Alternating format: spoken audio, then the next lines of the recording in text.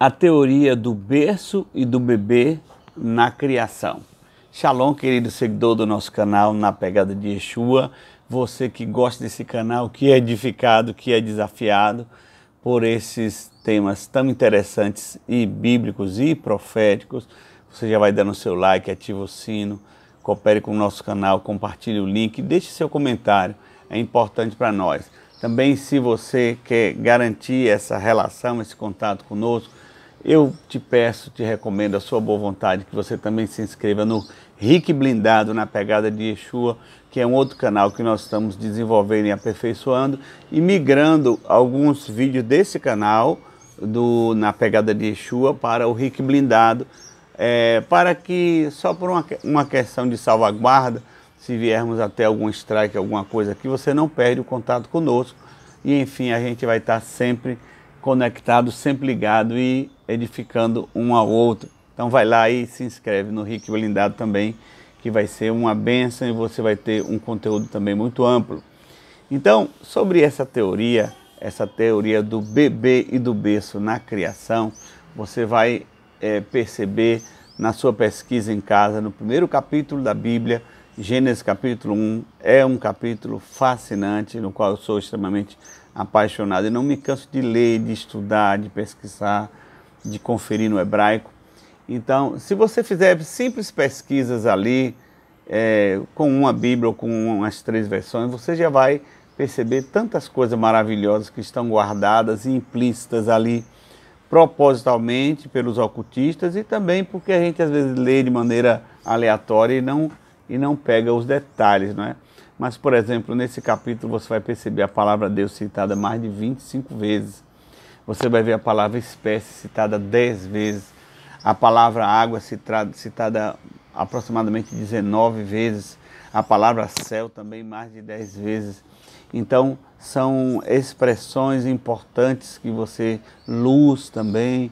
E muitas expressões interessantes que você vai perceber. E ali você vai começar a formar um conceito e perceber o design inteligente de Deus.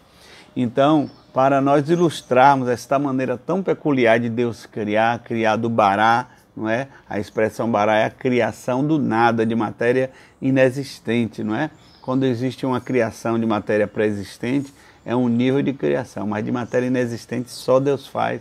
Essa é a criação bará. E está ali presente no capítulo 1, não é? Mas então eu vou te explicar a teoria do berço e do bebê na criação de Deus, que é uma teoria linda. Então, quando um pai, não é, e uma mãe, eles estão aguardando um bebê, e existe sempre uma prioridade, não é? Comprar o berço antes do bebê. Nunca é esperar o bebê nascer para comprar o berço, a não ser que esse casal não tenha condições, aconteceu algum percalço, algo imprevisto. Mas o normal, se tem condições, compra logo o berço primeiro, para depois, quando chegar o bebê, colocar o bebê no berço, acomodar o bebê no berço com móveis, com conforto, com travesseirinho, com chuquinha, com tudo que ele precisa ali ao redor do berço. Esse é o princípio dessa teoria. Berço, bebê. Nunca bebê e berço. Então, baseado nisso, nós começamos a olhar, você começa a imaginar um cronograma na sua mente da criação do primeiro capítulo. São 6 dias. Então, 6 dias dividido por 2 dá 3. Então, você cria na sua mente aí, para a gente entender a teoria do berço e do bebê, 2 colunas de 3 dias. Primeira coluna, primeiro, segundo e terceiro dia. Terceira coluna, quarto, quinto e sexto dia. E aí você começa a alinhar essas 2 colunas, você vai ver como faz sentido. Então, no primeiro dia, Deus faz separação entre luz e trevas. Eu vou narrar o que Deus fez nos dias de maneira bem simples, sem detalhes, para o vídeo não ficar comprido. Então no primeiro dia, Deus faz separação entre luz e trevas, não é? E aí você vai perceber que no 4º dia Deus está criando os luminares. Como que Deus ia poder criar luminares sem separar luz e trevas? Se lá no quarto dia que ele cria os luminares, ele diz que ele criou o sol para presidir, para governar o dia, e a luz e as estrelas para governar a noite. Então, se ele primeiro não tivesse providenciado o berço, que é exatamente a separação da luz e das trevas, ele não poderia acumular o bebê, que é exatamente a criação dos luminares, sol, luz e estrelas, certo? Vamos para o segundo dia. O que é que Deus faz no segundo dia? Ele faz separação entre céu e terra, basicamente. Ele tem detalhes ali, mas ele faz separação entre céu e terra. Não perca a conta. Primeiro dia, luz e trevas. Segundo dia, terra e céus, né? Então, no primeiro dia, ele faz separação de luz e trevas e alinha com o quarto dia, que é sol, lua e as estrelas.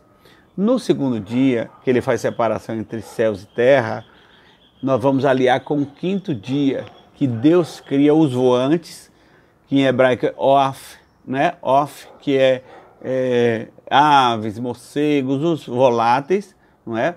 Para fluírem no céu, e ele cria os dags. Os dags são os peixes para fluir nas águas, nos mares, não é? Então, o segundo dia é o dia que Deus faz separação entre céu e terra, e entre águas e águas, não é? Então, nós vamos ver o sentido desse berço, que é céu e terra e separação entre águas e águas, firmamento, o alinhamento desse segundo dia com o quinto dia, que ele criou os exércitos de Of, de voante, de voláteis, de aves, e os exércitos de peixe, dos dags, que seria aí no caso o bebê. Vamos para o terceiro dia. O terceiro dia é um dia mais elaborado. Por que será? No terceiro dia Deus separa as águas que já estão da terra, de águas e águas. Ele faz vir à tona a porção seca e as árvores.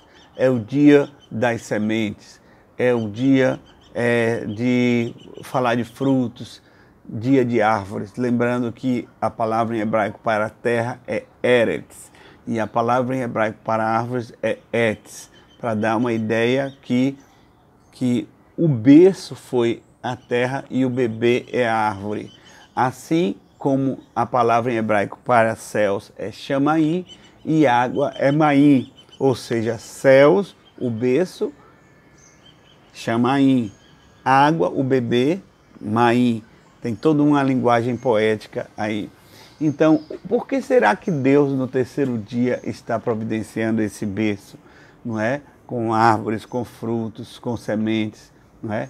Ele está provendo mantimentos para nós alinharmos com o bebê que ele ia criar no sexto dia, que não é apenas animais selváticos, animais domésticos e répteis, não é?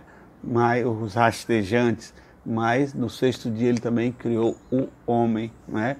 Ele vai criar animais mais específicos, mais aperfeiçoados. No quinto dia ele criou os Tananim, Gadolim, que são os grandes dragões, junto com os Of, os voantes, e junto com os Dags, os peixes.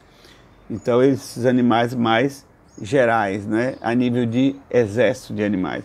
Mas no sexto dia ele é mais específico, não é? Por isso que no terceiro dia, que seria o berço do sexto dia, ele preparou, não é, árvore com sementes, com fruto, para servir de mantimento, não é, relva, não é? Então esse foi o berço para o sexto dia, o bebê do sexto dia. Quem são eles? Não é? Em primeiro lugar, a coroa da criação, o homem, mas naquele sexto dia Deus também cria animais selvagens, animais domésticos e também os rastejantes, os répteis. Então está aí a teoria do berço e do bebê. Primeiro, Deus, como um pai, providencia o berço para que quando o bebê nascer, ele acomode o bebê. Então você alinha primeiro dia da criação com o quarto dia da criação, segundo dia da criação com o quinto dia da criação e o terceiro dia da criação com o sexto dia da criação. E você vai ver como faz sentido, como é linda, não é? Como é lindo o design inteligente de Deus, nosso Criador. Shalom.